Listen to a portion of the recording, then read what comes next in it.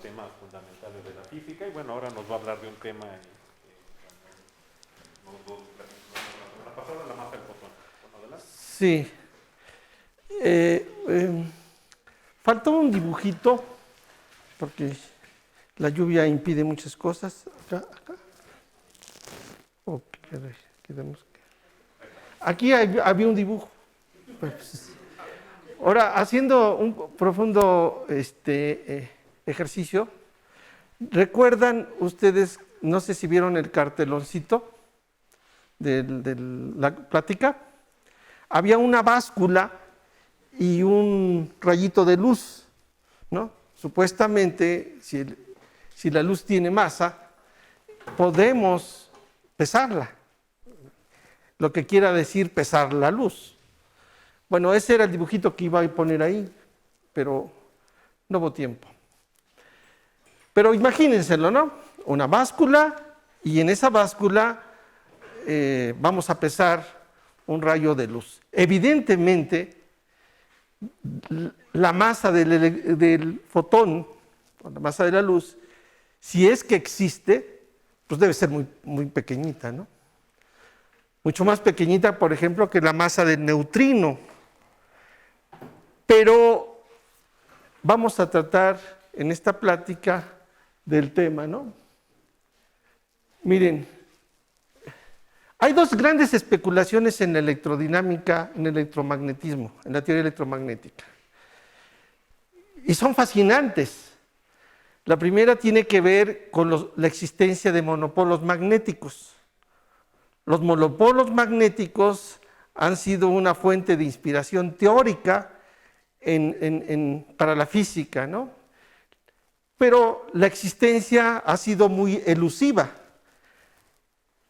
El apoyo teórico, hasta cierto punto, es que es el de la simetría de dualidad.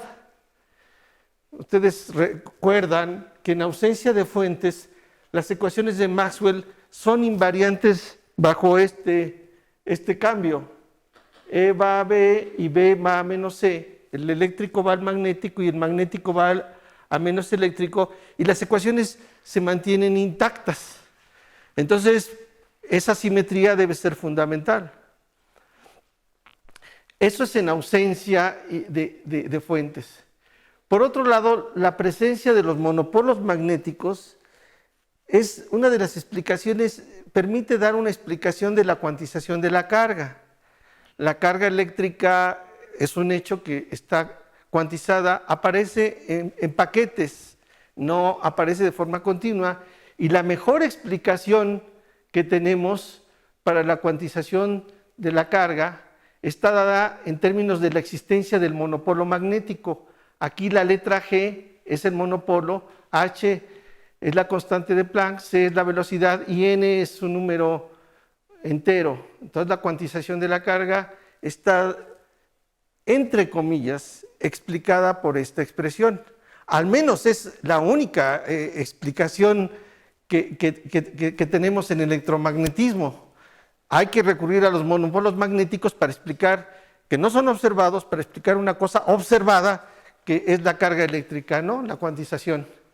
Este otro punto interesante es, esto sí lo observamos, e inclusive ustedes ven en algunos de sus libros de texto, recordarán que a veces ponen un dipolo eléctrico y un dipolo magnético juntos, y ven que las líneas de campo del dipolo eléctrico son las mismas que el del dipolo magnético. Bueno, eso es una manifestación de esa simetría de dualidad, ¿no?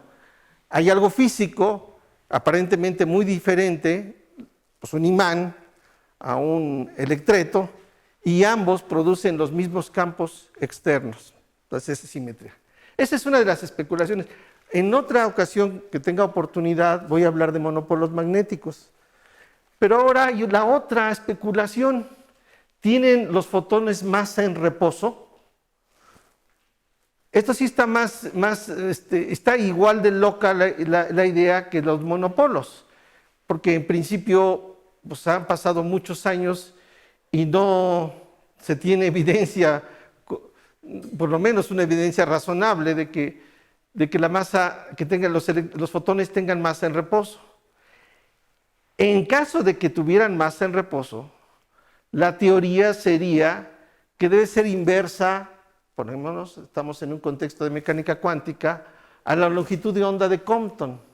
O sea, el radio de la partícula llamada radio cuántico, el radio de la partícula llamada fotón, es como todas las partículas elementales, inversa su masa. Aquí tiene otra vez H barra y C.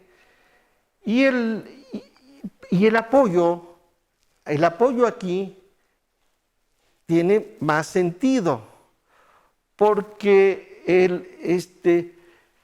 si el campo de Coulomb, ese que ustedes conocen, de 1 entre R cuadrada, que dan por hecho, o damos por hecho, que es una expresión exacta, ¿no? La interacción entre dos cargas es a través de una ley de inversa al cuadrado. ¿Qué nos dicen? Que si no fuera inversa al cuadrado, la ley de Gauss tampoco sería exacta. Entonces, desde la primera vez que vemos esta ley, la ley de Coulomb, como que nos queda la idea, pues que debe ser exacta, ¿no? Ese sería como, pero pensar que no es exacta, o sea que ese alfa es diferente de cero, nos va a llevar a la idea de esta especulación. Ahora, vamos por partes. La mayoría piensa que el fotón no tiene masa en reposo. Entonces, vamos a decir la verdad, ¿no? La mayoría. No sé si ustedes piensen diferente, pero yo creo que la mayoría, si les dicen tiene masa el fotón, diría no. Y algunos de ustedes creen que si tiene masa, entonces esta debe ser extremadamente pequeña. ¿Y qué quiere decir eso? Que sería pequeña comparada, por ejemplo, con la masa del electrón, ¿no? O sea, si tomamos como referencia la masa del electrón, pues la masa del fotón debe ser extraordinariamente más pequeña. Bueno, déjenme decir de que los experimentos parecen dar la razón. Por lo tanto, la masa del fotón no debería tener consecuencias. Si es extraordinariamente pequeña, no debería tener consecuencias. Un universo con fotones masivos diferiría muy poco de uno con fotones sin masa. Este es el punto de partida, ¿no? Este es lo establecido. Sigo con las ideas tradicionalmente aceptadas.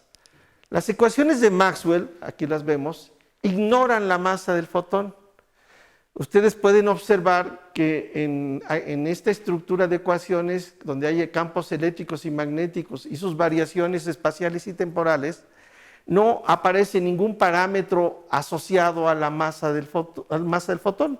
No aparece. Entonces, si las ecuaciones de campo no tienen la masa, implícitamente decimos que la masa es cero, ¿no? O una forma de decir que la masa es cero, la masa del fotón cero, es decir que las ecuaciones de Maxwell no contienen ningún término masivo. Si las ecuaciones de Maxwell contuvieran un término masivo, entonces la situación sería completamente diferente, pero las ecuaciones de Maxwell estándar, las que aprendemos, no contienen ese término masivo. Relatividad especial también dice algo al respecto, ¿no? Establece la relación entre la energía y el momento y la masa en reposo de todas las partículas. Entonces, si la luz es una partícula, debería obedecer esta relación. Pero aquí está una situación extraña.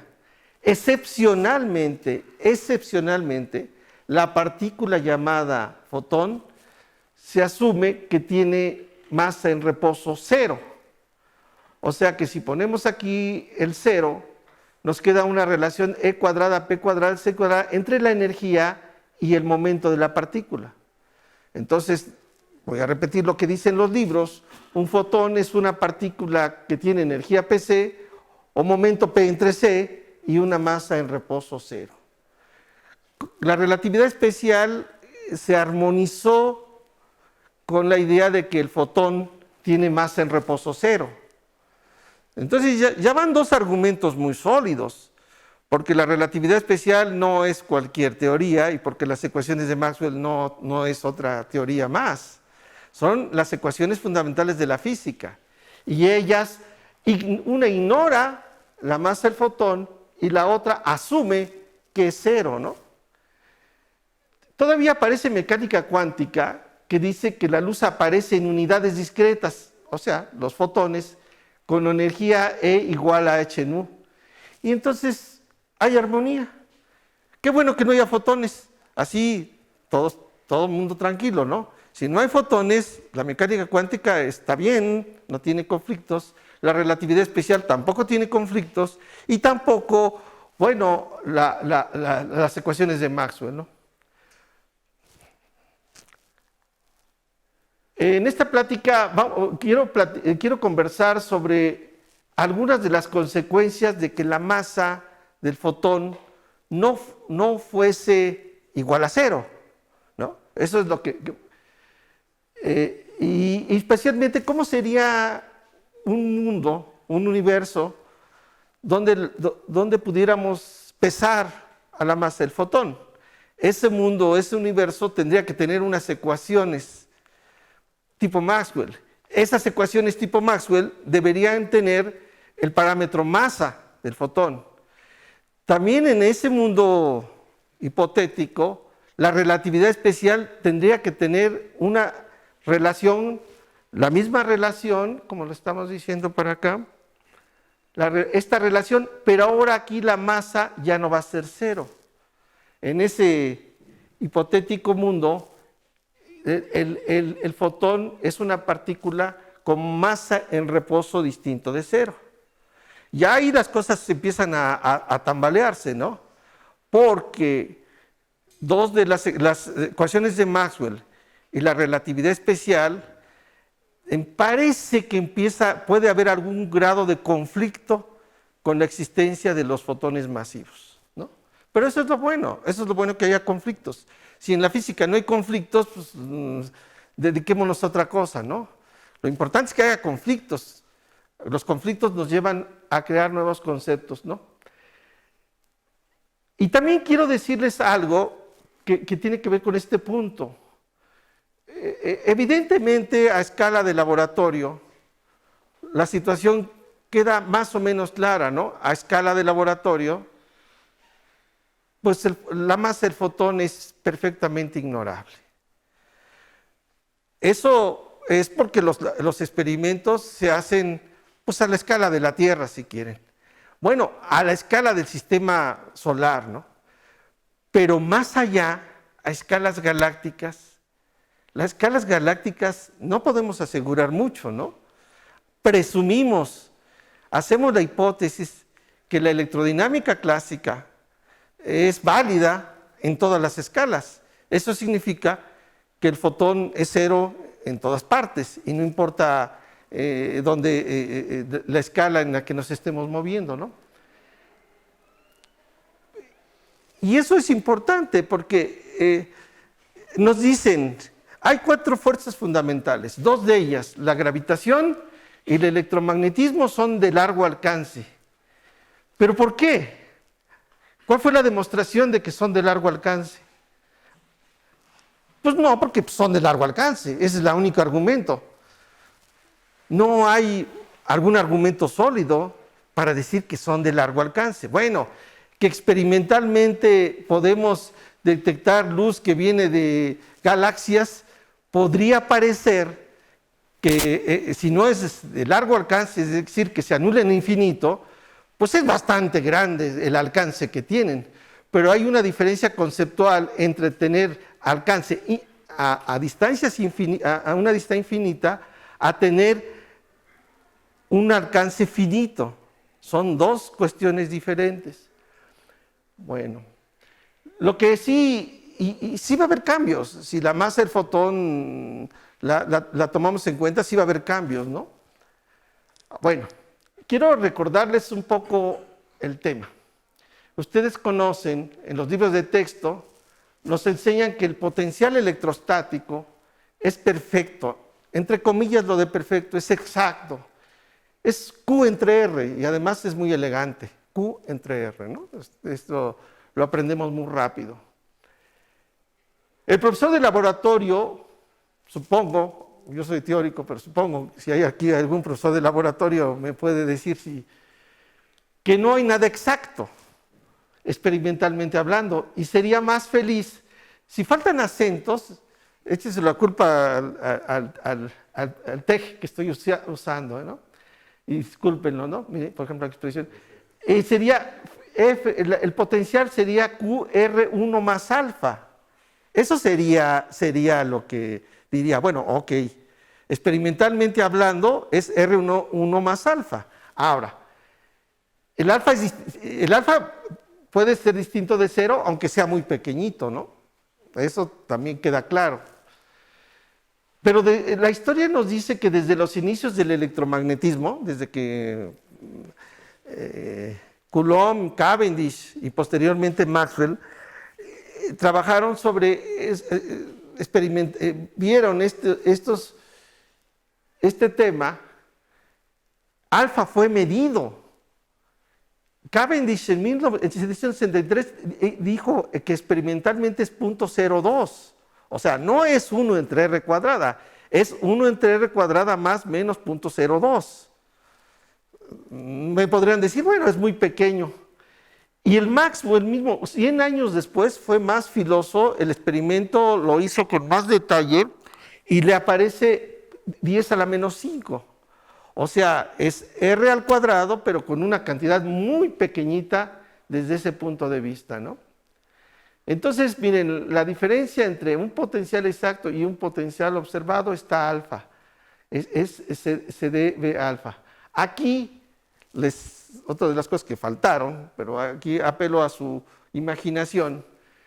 Conocemos el potencial de Coulomb. Ya saben cómo es, ¿no? Miren, ahí va. ¿Sí? ¿Sí? ¿Sí ven? Es una exponencial. ¿Mandé? Sí, es el potencial de Coulomb y ese viene así, ¿no? Inverso, decae. Y hay otro potencial también conocido en la literatura, es el potencial de Yukawa.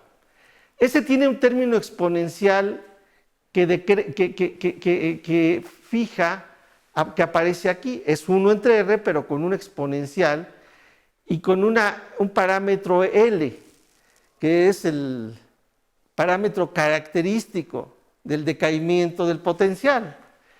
Dependiendo del valor de R, la caída es mucho más abrupta, así viene una caída así o luego viene otra caída así. O sea, yo puedo regular el alcance del potencial de Yukawa fijando distintas L's. Esta en realidad podría pensarse como una generalización del potencial de Coulomb, ¿sí? En el sentido que si L se va al infinito, tengo como caso particular, esto se hace 1, tengo como caso particular el potencial de Coulomb. Entonces, el potencial de Yukawa parece apropiado para investigar ¿cuál es el alcance de la interacción electromagnética? Si nosotros postulamos que no es de alcance infinito, los potenciales tipo Yukawa es la herramienta natural para investigar esa electrodinámica. L tiene dimensiones de longitud. Como pueden ver, se satisface una ecuación de Yukawa. Si L se va al infinito, entonces recuperamos la ecuación de Poisson. Ahora viene lo interesante. La L de Yukawa, el parámetro característico de la ecuación de Yukawa, se puede relacionar con el alfa de la desviación de la ley del potencial de Coulomb. Esta sí es una idea más profunda. Por un lado, la ley de Coulomb podía tener desviaciones, se miden por el alfa. Por otro lado, el potencial de Yukawa introduce el parámetro L como alcance de la interacción. Y si se relacionan los dos, entonces vamos a tener información valiosa, ¿no? Conectar los potenciales de Yukawa, ¿no? Con digamos, resultado experimental que alfa no es estrictamente cero. Pero estos resultados experimentales son límites, ¿no? Son límites, quiero decirlo en ese sentido, son cotas límites. No. Y otra cosa que es importante mencionar, ¿no?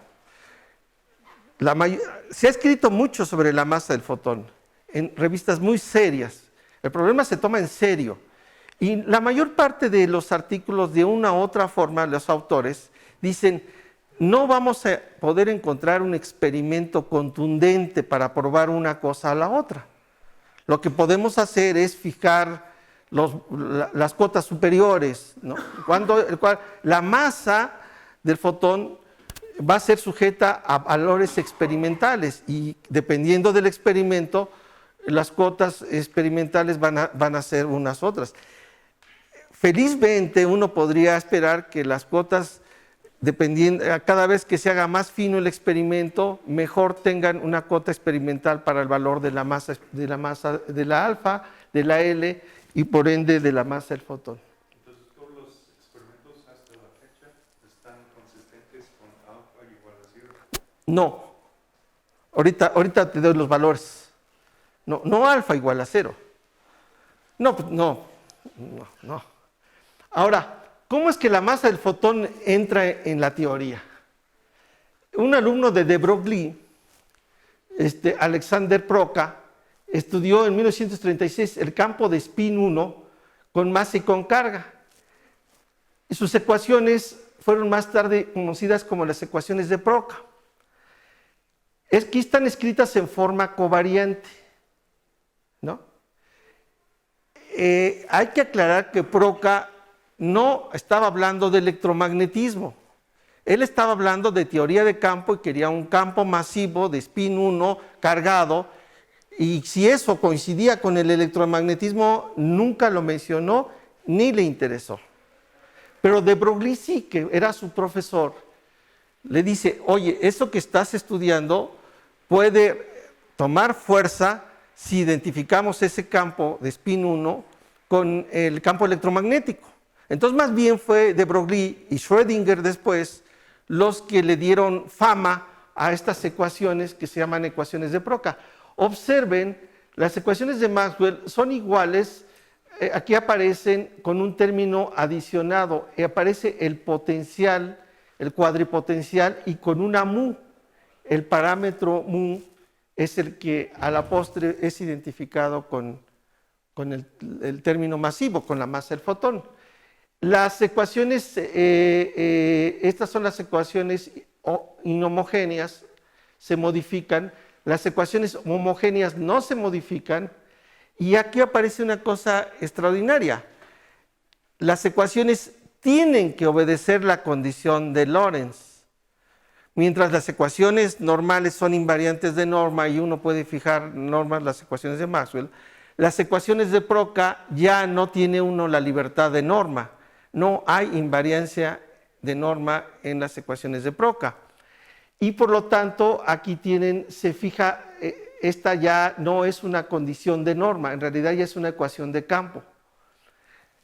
Eso es importante porque los potenciales de Proca, en principio, serían observables, a diferencia de los potenciales de Maxwell, en que no son inobservables desde el punto de vista de la electrodinámica clásica, por la ambigüedad provocada por la invariancia de norma. Entonces, aquí la física cambia, los potenciales son observables, y claro que son observables porque pues, si tienen masa, entonces en principio un fotón masivo lo podríamos atrapar, ¿no? Pues, es una partícula que tiene masa, en algún momento dado la podríamos detectar. ¿Sí?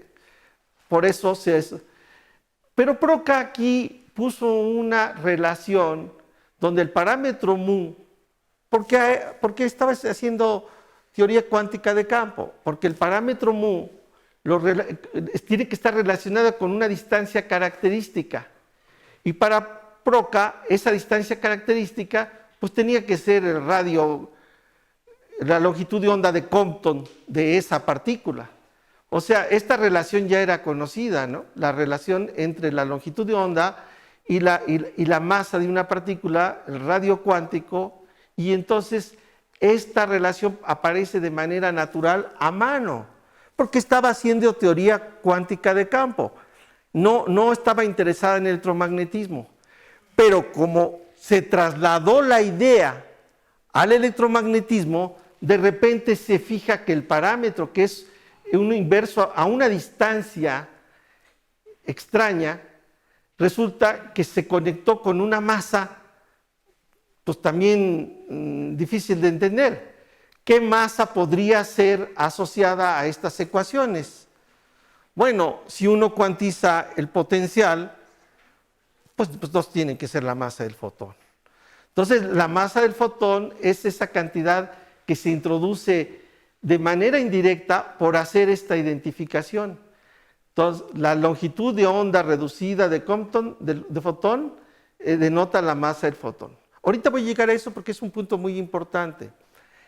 ¿Qué tan convencional es el que hablemos de la masa del fotón?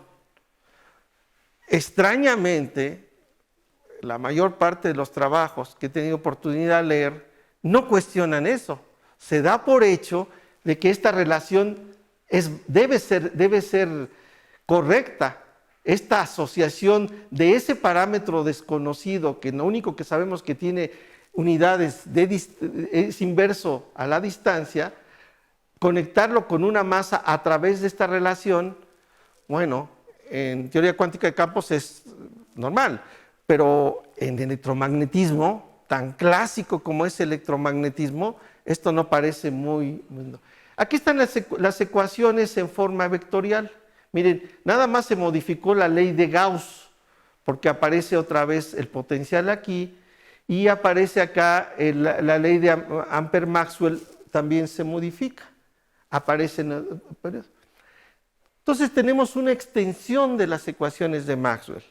Si la mu es 0, recuperamos la electrodinámica estándar, ¿no? Bueno, en términos de potenciales, las ecuaciones están un poco complicadas, pero las podemos ver que esas ecuaciones implican dos ecuaciones de Clay-Gordon. Aquí está el lambertiano, el operador de ondas, más el otro término masivo aplicado a phi, y también tenemos una igualita para el campo escalar y otra para el campo vectorial. Estas se reducen en campos estáticos porque perdemos la dependencia en el tiempo a dos ecuaciones de Yukawa. Ahora sí tenemos aquí por lo menos una ecuación tipo Yukawa de la que hablamos. Aquí viene el punto importante. La electrodinámica de Procca la diseña de tal manera que en condiciones estáticas aterriza en ecuaciones tipo Yukawa, ¿no? Ese fue un plan preconcebido, ¿no? Y podemos compararlas. Una ecuación genérica tipo Yukawa introduce un parámetro que es una longitud al cuadrado. La ecuación que hace Procca aparece otra vez en esta ecuación, pero él introduce una mu al cuadrado, ¿no? Y le llamó un término masivo, es proporcional a la masa de la partícula, ¿no? Bueno, vean ustedes dos parámetros, el parámetro masa y el parámetro alcance. Como estos temas los ha manejado básicamente fulanos personajes y profesores que se dedican a la teoría de campo, a la teoría cuántica de campo, no les interesa mucho pensar en términos del alcance de la interacción. Pero como yo me he dedicado a la electrodinámica clásica, sin ver mucho con la mecánica cuántica, a mí sí me interesa saber cuál es el alcance de la interacción. Porque como profesor, si tendría yo que decirle a mis estudiantes que la ley de Coulomb es exacta, estaría bien comentarles de que si no fuese exacta, y poniendo exacta entre comillas, por ahí se involucraría el alcance de la interacción. Entonces la interacción dejaría de ser de largo alcance, esas que se anulan en el infinito. No, es de muy largo alcance, pero no de un alcance infinito, ¿no? Por eso creo que es importante ponerlo acá. Esta identificación es una hipótesis, en mi opinión sí.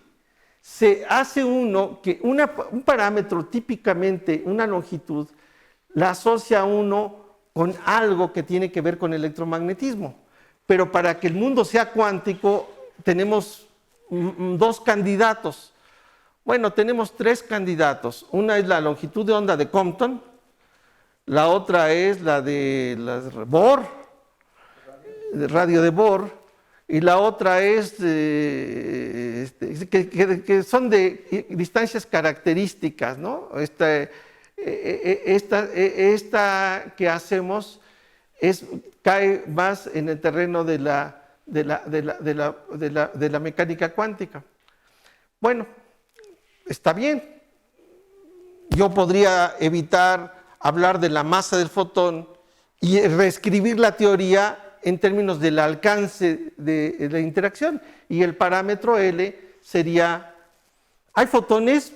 ¿Quién sabe si hay fotones? No me interesa si hay fotones. Porque en estas ecuaciones, si no hago la identificación, la hipótesis, L es un parámetro libre. Y punto. No tengo que hablar ni de masa de fotones. Hablo del alcance de la longitud, del alcance de esto. La situación es seria porque no ponen énfasis en este punto, que podríamos dejar de hablar de la masa del fotón a condición de que hablemos qué tan la interacción electromagnética es finita o es infinita, ¿no? Ahora bien, las tablas nucleares. ¿Cuánto es la cuota experimental para la masa del fotón? 10 a la menos 40 a 10 a la menos 60 gramos. Es impresionante ese número, 10 a la menos 60 y 10 a la menos... Y es impresionante ver que se diseñan experimentos para medir algo que anda en esos órdenes de magnitud, 10 a la menos 40, 10 a la menos 50, menos 60. Parecería, inclusive, si uno revisa la tabla, las tablas nucleares reportan como 20 valores y como así lo acostumbran, dan el valor más aceptado. Lo ponen hasta en negritas. Mire, este es el valor más aceptado. Y el valor más aceptado es 1.8 por 10 a la menos 51 gramos, que fue medido a través de la magnetodinámica del viento solar. La magnetodinámica nos permite dar una cuota, y esa cuota es de 10 a la menos 51 gramos. Otros valores, por ejemplo, probando la ley de Coulomb, que fueron los que originaron este problema que tienen que ver con la alfa, esa que menciona, ya muy refinados dieron 10 a la menos 47. Pero extrañamente, por ahí en los 70s, cuando ya empezó a haber mucho más interés en la electrodinámica galáctica, resulta que se encuentra que manejando campos magnéticos de la galaxia, aquí es 10 a la menos 59. Entonces, el fotón es un personaje extraño, porque experimentalmente hablando está acotado entre 20 órdenes de magnitud.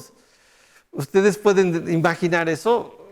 Si me dicen, no tiene sentido de lo que estás hablando, pues tendría yo que aceptarlo, porque un punto es que si yo estuviera entre un orden de magnitud más o menos, podría decir que el objeto físico sí existe. Pero cuando está atrapado entre 20 órdenes de magnitud, pues entonces la situación se vuelve así como difícil de creer, ¿no? Más aún, el principio de incertidumbre, ¿recuerdan el principio de incertidumbre? Tenemos la incertidumbre en el periodo y la energía. También nos podría dar una cuota, la cota, ya es la más, el máximo límite para la masa. Y miren, 10 a la menos 66. Aquí tenemos mc cuadrada, es la energía asociada al fotón, y delta T es la edad del universo, ¿no? que se pone 10 a la 10 años. Entonces, los que trabajan en la masa del fotón, típicamente ponen esta relación para decirle, mire, el principio de incertidumbre nos da una cuota donde el fotón tiene una masa extraordinariamente pequeña. Experimentalmente, cuando se han acercado de esta forma, por consideraciones de campos galácticos. Y aquí aparece una cosa curiosa. Si van ustedes al laboratorio de física general y quieren comprobar la ley de Coulomb, no sé si se haga ese experimento, pero suponiendo que lo hicieran con una balanza de esas de torsión, evidentemente van a encontrar un número alfa que se va a conectar con la masa del fotón, y lo más probable es que tengan masas de 10 a la menos 45, 46 gramos. Si hacen esos mismos, estudian a otra escala, por ejemplo, midiendo el campo magnético de la Tierra, Schrödinger da un experimento, utiliza el campo magnético de la Tierra, ya está en otra escala mayor, la escala de la Tierra. Y él ya en estos experimentos ya pone 10 a la menos 48. Después, ese mismo tipo de experimentos con valores medidos de las cápsulas de las naves que llegaron a Júpiter y midiendo el campo magnético de Júpiter, también calculan la masa del fotón y se vuelve 10 a la menos 49. Cuando entra en el viento solar, aparece 10 a la menos 51 y ya están en una escala más grande, ya más. Y cuando vamos a escalas ya muy galácticas, resulta que aparece 10 a la menos 59. Parece que hay una correlación entre la escala de laboratorio, así entre comillas, que se use con respecto al valor de la masa, de tal manera que si crecemos la longitud característica de los campos involucrados, por ejemplo, entonces la cuota cambia. ¿Cómo puede ser eso cierto? ¿Cómo puede ser que una masa dependa, una masa en reposo, porque estamos pensando en reposo, dependa de la escala del experimento en el que se está midiendo? Eso parecería indicar que la masa, si el fotón tiene masa, en todo caso es una masa relativa, no tiene masa en reposo, es una masa que depende del alcance de la interacción. ¿Por qué tantos valores? No hay una explicación razonable. Pero se siguen haciendo papers sobre el mismo. Pero miren, vuelvo a insistir, el precio de la identificación, el rango de la interacción con la longitud de onda del fotón se identificaron. Esta es una hipótesis. Y miren, el precio que se paga es muy alto. Consideremos un fotón de 10 a la menos 53 G. Es perfectamente aceptable dentro de los límites experimentales. La longitud de onda reducida de Compton es de 235 unidades astronómicas, ¿no? Entonces, ¿se pueden ustedes imaginar un fotón así, tan expansivo? O sea, les entra en la cabeza la posibilidad de que la partícula llamada fotón, su masa en reposo esté como distribuida en 235 unidades astronómicas. Debe ser muy tenue el fotón, la masa del fotón debería ser terriblemente tenue. Si se mide por una densidad, debería ser una densidad extraordinariamente pequeña, que el tiempo para cruzar esta distancia es de 32 horas. Ese es el precio que se paga por la identificación entre la longitud, entre la L, que mide el alcance de la interacción, y longitud de onda de Compton asociada. Ese es el precio. Desde mi punto de vista, es difícil de aceptarlo. Ahora veamos las otras consecuencias. Esta es parte muy interesante. Miren, ¿qué le pasa en esas ecuaciones, como aparece un término nuevo, un término masivo? Nosotros ahora tenemos que ver qué tipo de soluciones nos da. Por ejemplo, pensemos en ondas planas, ¿no? Y las soluciones de ondas planas nos dan esta relación de... ¡Ay, qué errores ahí! Esos son del TEC, ¿eh? No me echen la culpa. Esta relación de dispersión KC, aquí aparece la masa del fotón, mire. Si no hubiera masa sería KC omega, la que conocen todos, una onda plana. Pero no depende, ¿no?, de la frecuencia en el vacío. ¿Mande? La velocidad de las ondas electromagnéticas. K es igual a omega C, es las relaciones que tienes. La velocidad de las ondas electromagnéticas en el espacio libre depende de la frecuencia. ¿De dónde lo puse? Bueno, lo puedes poner, vamos primero por partes. Primero, si yo resuelvo esto, aquí pongo K, el número, la K que conocemos, número de onda, y la frecuencia. Si yo sustituyo esto en las ecuaciones de Maxwell, en la ecuación de onda, nada más tengo este término K cuadrada, C cuadrada, omega cuadrada. ¿Sí están de acuerdo? O sea, es algo normal. Pero la presencia de la masa en esas ecuaciones me aparece otro término aquí, que es mu cuadrada, C cuadrada. Entonces, esto me cambia la relación de dispersión. De tal manera que la velocidad de fase, omega entre K, y la velocidad de grupo ya no son iguales. La velocidad de fase, cuando la velocidad no hay masa, pues son iguales, pero aquí la velocidad de grupo y la velocidad de fase no son las mismas. Y si omega se va al infinito, entonces recupero la velocidad de la luz. Entonces, fíjense que ya estamos metiéndonos en un serio problema.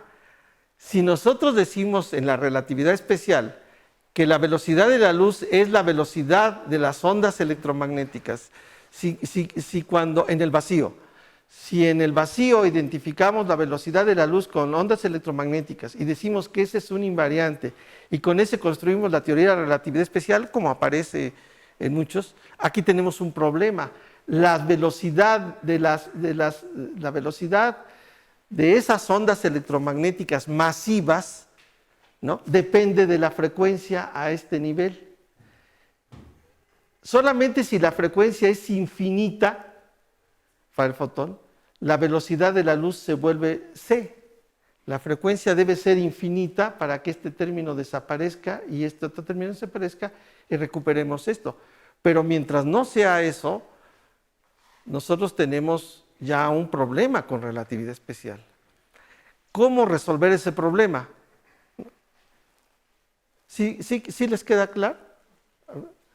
Bueno, miren, hay contradicción con la relatividad especial. Aquí me puse, para no decirlo yo, tomé opiniones de reviews, ¿no? ¿Cómo resuelven este problema? Miren lo que dice L. Tu, este es un chino. Un fotón de masa no cero implica que la velocidad de la luz no es una constante única, sino es una función de la frecuencia. En efecto, la hipótesis de la constancia de la velocidad de la luz no es necesaria, pero no es necesaria para la validez de la relatividad especial. O sea, aquí hacen ya una distinción.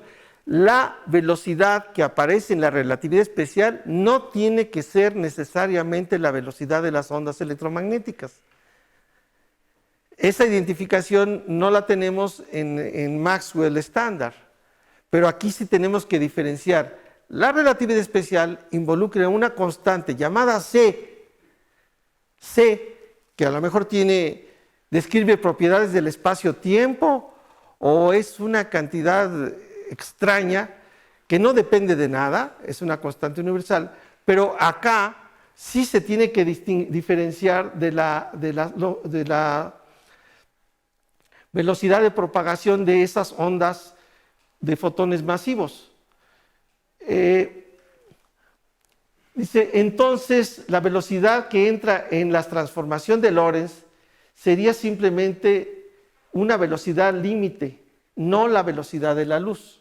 O sea, la relatividad está bien, hay una velocidad límite y se llama c, pero en el contexto de la electrodinámica masiva, esa c no se identifica con la velocidad de las ondas electromagnéticas. Eso es importante, ¿no?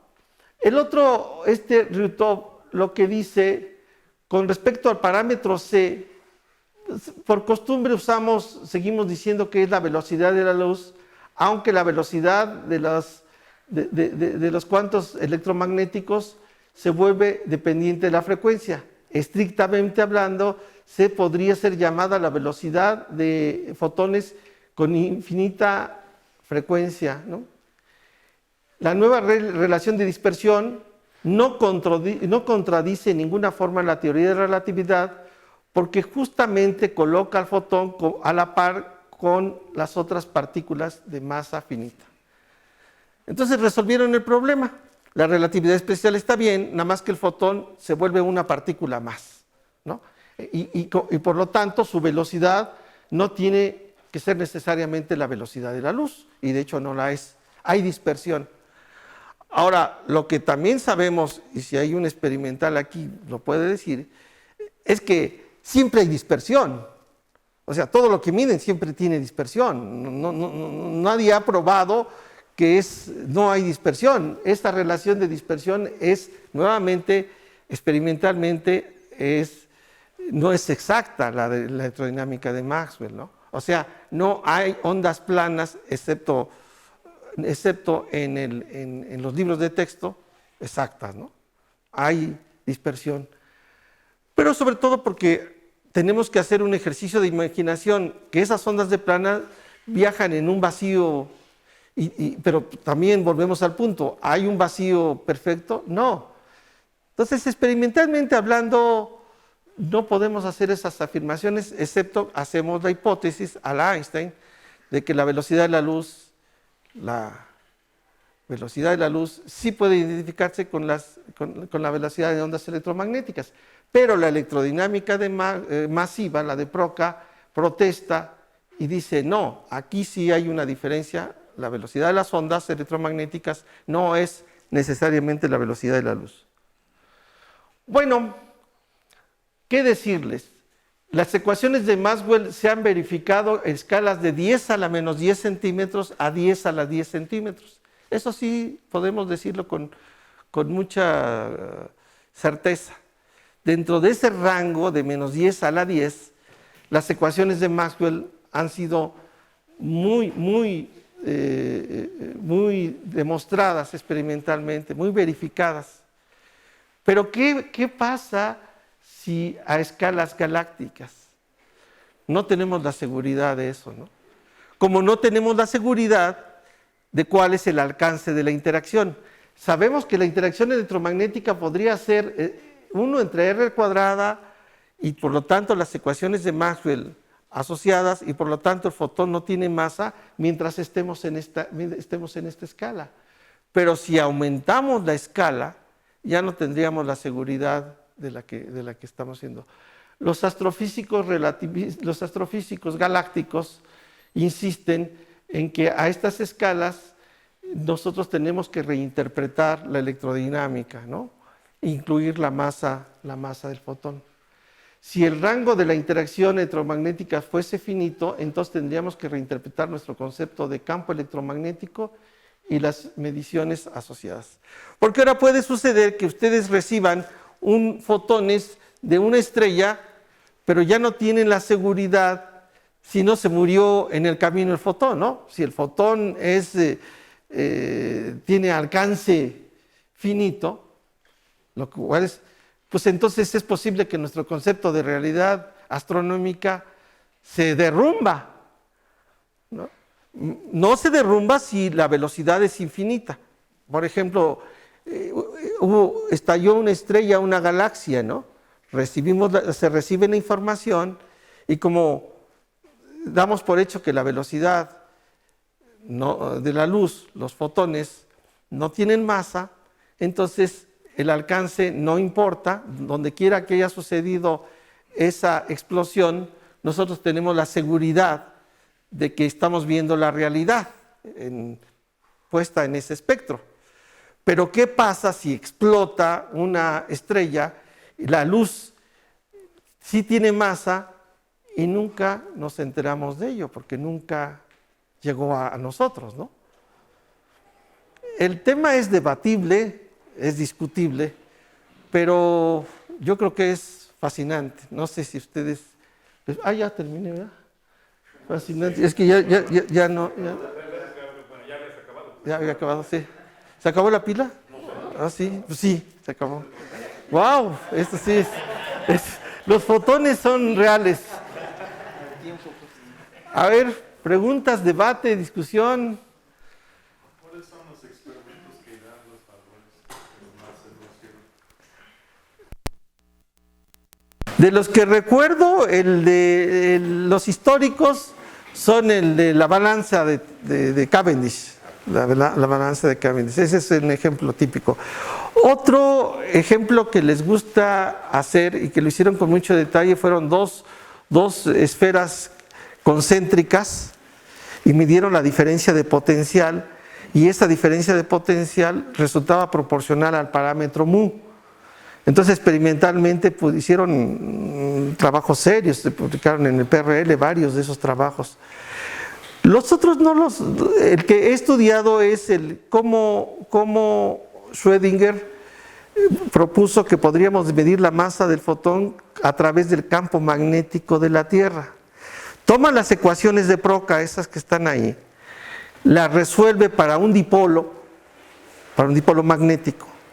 Como tiene los valores del campo magnético en la Tierra y tiene la distancia característica que es el radio de la Tierra, entonces hace la estimación con la solución de las ecuaciones de Procca para el dipolo magnético.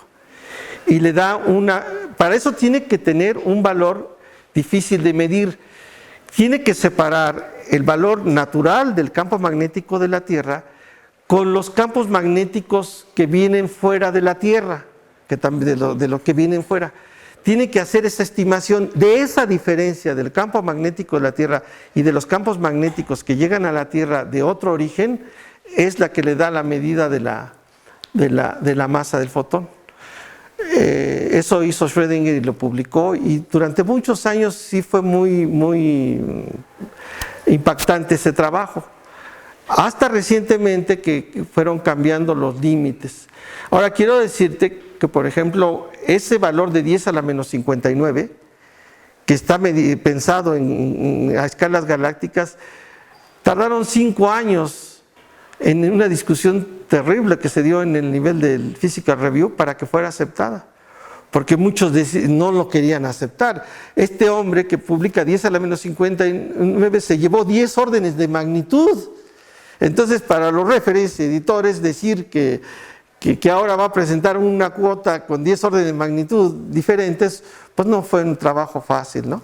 Y es bonita la historia, por 5 años peleando el trabajo hasta que finalmente fue aceptado, y sí aparece en las tablas con entrecomillado, ¿no? Hay mucha diferencia entre límites y valores, ¿no? Sí. Yo creo que sí se puede publicar que hay límites, Sí. menor o mayor. Sí. Sí se puede, pero bueno, pero tú hiciste una pregunta. ¿Por qué hablamos de la masa del fotón? Esa es mi opinión ya personal. ¿Para qué hablamos de la masa del fotón? Si quitamos la palabra m del fotón y olvidamos a los fotones, lo que nos queda es una longitud característica de la interacción. Entonces cambiamos toda la física y decimos, ¿hasta dónde es válida la ley de Coulomb? Entonces tú podrías decir, pues vayan al experimento. Si el experimento me manda a que es válida tal, ya ahí me quedo. Digo, bueno, Es válida a distancias galácticas o unidades astronómicas y ya. Y nunca hablo de la masa del fotón. Fue esa asociación la que invitó a que entrara la masa del fotón y ahora estamos pagando el precio por meter por esa identificación. Ahora resulta pues, que la masa del fotón tiene muchísimos valores. Parece que no es muy claro el asunto, ¿no? Yo estoy escribiendo un trabajo llamando la atención, olvidémonos de la masa del fotón y pensemos en el alcance de la longitud. Entonces ya no tenemos problemas de interpretación. ¿Cómo es que un fotón masivo puede tener una masa distribuida en 250 unidades astronómicas? Eso está aceleradísimo, ¿no? ¿O no? Necesitan estar bien pasados para que lo acepten. ¿Más preguntas? Y a escalas microscópicas, tú has hablado de las escalas Macro. así. Sí, Sí, ahora reduce. bueno, ahí está metido el potencial de Yokawa. Sí. Que es otro límite, Sí. podríamos decir, hasta dónde dijiste. El electromagnetismo clásico se ha probado de 10 a la menos 10 centímetros, que sería 10 a la menos 12 metros, hasta 10 a la 12 metros.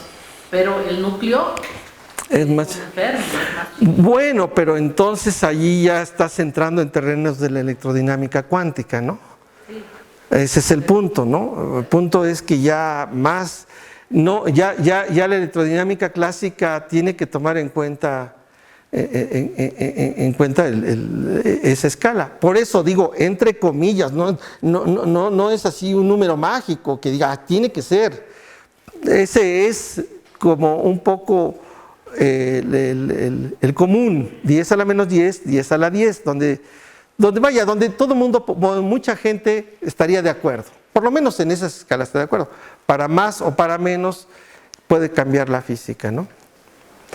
Pero lo de que la longitud, de que la luz se vuelve dispersiva y que tenemos ondas electromagnéticas que se ven impactadas por la masa del fotón, eso sí nos cambia mucho nuestros conceptos, ¿no? Pues sí, porque siempre te han dicho que la velocidad en el vacío de todo, las ondas electromagnéticas es C, ¿no? Pero, ¿cuál fue la demostración?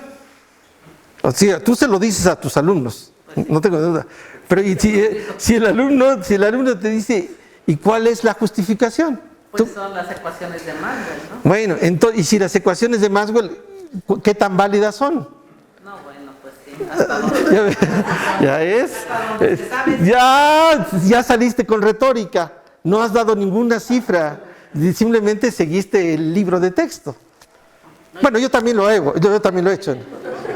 No, pero es muy fácil decir de los experimentos en experimentos. Es que los experimentos, o como decía Lucio Andrade, cada vez que le preguntaba algo difícil, es que así es la naturaleza. Entonces, pues ya, así es la naturaleza, ¿no? Ya la naturaleza es la que... A ver, jóvenes, pregunten lo que quieran preguntar. Si no hay debate, la física es aburrida. ¿Algún comentario? ¿Qué alcance tendría con la construcción del Big Bang a partir de que justo no puedes entrar como a ver hasta ahí? Hay como un cierto límite de visión, ¿no? Sí, la Sí. cósmica de fondo. Y entonces, pues si hay como pérdida de información en ese viaje de la luz, pues ¿qué nueva concepción tendríamos a partir de eso? Pues lo dije allí en la introducción, nuestras concepciones tendrían que cambiar mucho, porque tendríamos que reinterpretar la información que recibimos. Eso no te explica lo que estoy diciendo. Tendríamos que entonces decir, ¿y la gravitación también sería de largo alcance? Porque paralelamente, si cuestionamos al electromagnetismo, pidiendo que el fotón sea masivo, ¿por qué el gravitón no ha de ser masivo? ¿No? Entonces ya tenemos otro problema. Y de hecho se estudia de forma seria la electrodinámica, la gravitación masiva también, ¿eh? Claro, no con tantas publicaciones como la electrodinámica, pero la gravitación masiva también la podemos considerar. Entonces ahora tenemos, extendiendo el problema, resulta que lo que nos dijeron, que las fuerzas son de largo alcance y que no hay masas, hay que ponerlas en la mesa de discusión. No sería teóricamente aceptable imaginar nada más que el electromagnetismo es de alcance finito. Con igual derecho yo puedo decir que la gravitación es alcance infinito. Ahora, la relatividad general, el mundo newtoniano no tiene entre sus parámetros tampoco la masa del gravitón.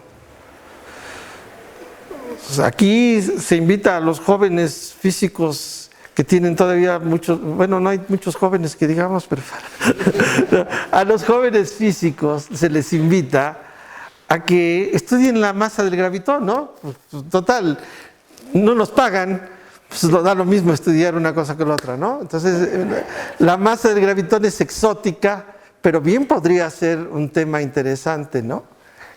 ¿Qué tan válida es la ley de Newton, la inversa al cuadrado? Otra vez Margarita a sus estudiantes le dice, pues es que así es la naturaleza, ¿no? Pues es 1 entre r cuadrada, ¿no? Si no fuera 1 entre r cuadrada, no. Pero esas no son justificaciones. Es divertido cuestionar las ecuaciones más fundamentales de la física. Lo que a mí me sorprendió, y después de muchos años de estudiar electromagnetismo y ser ferviente adorador de las ecuaciones de Maxwell sin masa, resulta que empiezo a sentirme extraño porque para no decir así es la naturaleza, mejor habría que decir así parece que es la naturaleza, ¿no? Inversa al cuadrado. Pero me parece, así es, hay una diferencia notable, ¿no? Pero con esas masas, las ecuaciones de Maxwell todavía no sirven, ¿no? Y aunque no es cero, sí, se van a servir de todo modo, ¿no? Sí van a servir. O sea, las señales que se envían a través de los celulares, las señales electromagnéticas no van a cambiar mucho en términos masivos. Quizás si tuviera masa se pudiera detectarlo, por ejemplo, una explosión supernova a distancia. A distancia, sí. Pero si existe el prejuicio que la masa es cero, entonces ya no diseñas el experimento. Tienes que hacer la hipótesis que la masa es distinta de cero, estudiar la explosión y tratar de ver si el rango de parámetros medibles te puedan llevar a inferir una posible valor del gravitón o el valor de la... Y sí tienen estos datos, ¿no? Experimentales. Sí. No, explosiones supernovas. Sí, lo tienes. Sí. Bueno, pero bueno, estamos hablando de modas, ¿no? La moda de la masa del fotón, pues es light. No es así como... Pero te puedes descartarlo. Sí, podría ser. Sí. Pero volviendo a la pregunta que hiciste, si cambiamos el rango de interacción pensando que existe la masa del fotón y la masa del gravitón, yo creo que queda claro que tendríamos que cambiar nuestras ideas físicas, ¿no?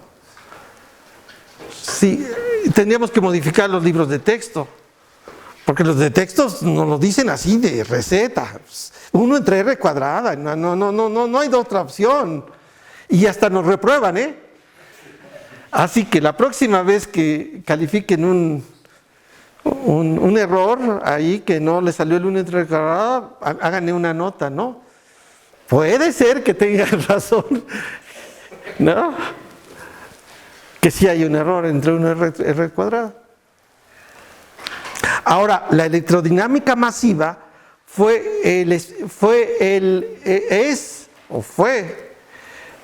inspiradora para las teorías cuánticas y clásicas de campo. Entonces, pues las otras teorías SU2 y el modelo estándar debería incorporar también la masa. Pues finalmente sí habría cambios, ¿no? Una última pregunta, comentario. ¿Nada? Bueno, pues entonces agradecemos mucho al doctor José Durán. Que era que se tenía que ir, pero te damos